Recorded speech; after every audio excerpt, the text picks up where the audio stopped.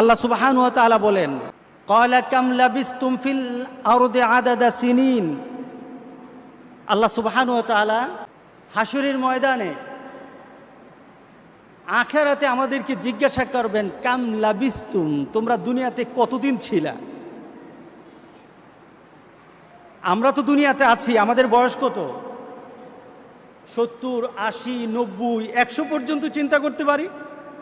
আগে ছিল অনেক বেশি।